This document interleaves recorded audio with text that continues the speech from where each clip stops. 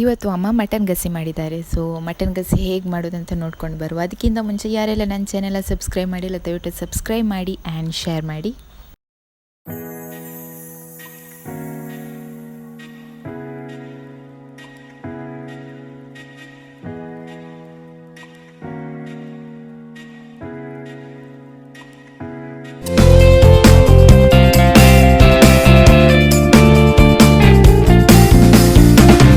ಮೊದಲಿಗೆ ಒಂದು ಪ್ಯಾನಲ್ಲಿ ಸ್ವಲ್ಪ ಆಯಿಲ್ ಹಾಕಿಬಿಟ್ಟು 10 ಕೆಂಪು ಮೆಣಸು ಡ್ರೈ ರೋಸ್ಟ್ ಮಾಡಿದರು.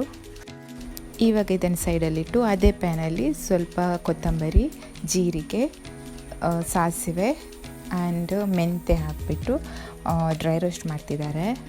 ಆ್ಯಂಡ್ 6-7 ಬೆಳ್ಳುಳ್ಳಿ ಹಾಕಿಬಿಟ್ಟು ಮಿಕ್ಸಿಗೆ ಹಾಕಿದರು. ನೆಕ್ಸ್ಟ್ ಇದಕ್ಕೆ ತೆಂಗಿನ ಹಾಲು ಬೇಕಂತೆ, ಸೊ ತೆಂಗಿನ ಹಾಲು ಮಾಡ್ತಿದ್ದಾರೆ. ತೆಂಗಿನಕಾಯಿ ತುರಿನ ಮಿಕ್ಸಿಗೆ ಹಾಕಿಬಿಟ್ಟು ಈ ಥರ ಅದರ ಮಿಲ್ಕ್ ತೆಗಿತಿದ್ದಾರೆ. ಮತ್ತು ನೆಕ್ಸ್ಟ್ ಮಟನಿಗೆ ಸ್ವಲ್ಪ ಟರ್ಮರಿಕ್ ಪೌಡರ್ ಆ್ಯಂಡ್ ಸಾಲ್ಟ್ ಮತ್ತು ಪಲಾವ್ ಎಲೆ ಹಾಕಿಬಿಟ್ಟು 5-6 ವಿಜಿಲ್ ಬೇಯಿಸಿದ್ರು. ನೆಕ್ಸ್ಟ್ ಒಂದು ಪಾತ್ರೆಗೆ 3-4 ಸ್ಪೂನ್ ಆಯಿಲ್ ಹಾಕಿದರು. ಲವಂಗ, ಬೆಳ್ಳುಳ್ಳಿ ಮತ್ತು ಗರಂ ಮಸಾಲ ಐಟಮ್ಸ್ನ ಹಾಕಿದರು. ಇವಾಗ 1.5 ಕಪ್ಪಷ್ಟು ಆನಿಯನ್ ಹಾಕ್ತಿದ್ದಾರೆ. ಆನಿಯನ್ ಸರಿಯಾಗಿ ಬೇಯಬೇಕು. ಆನಿಯನ್ ಬೇಯ್ದ ಮೇಲೆ ಅದಕ್ಕೆ ಟೊಮೆಟೊ, ಗ್ರೀನ್ ಚಿಲ್ಲಿ, ಶುಂಠಿ ಮತ್ತು ಪಲಾವ್ ಎಲೆ ಹಾಕಿಬಿಟ್ಟು ಸ್ವಲ್ಪ ಬೇಯಿಸಬೇಕು.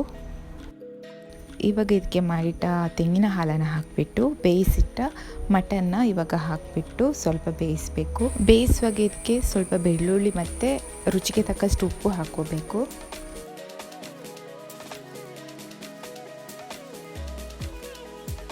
ಇವಾಗ ಇದಕ್ಕೆ ಮಾಡಿಟ್ಟ ಮಸಾಲನ ಹಾಕಿಬಿಟ್ಟು ಸ್ವಲ್ಪ ಹುಣಸೆ ರಸ ಹಾಕಿ ಒಂದು 5 to 10 ಮಿನಿಟ್ ಬೇಯಿಸಬೇಕು.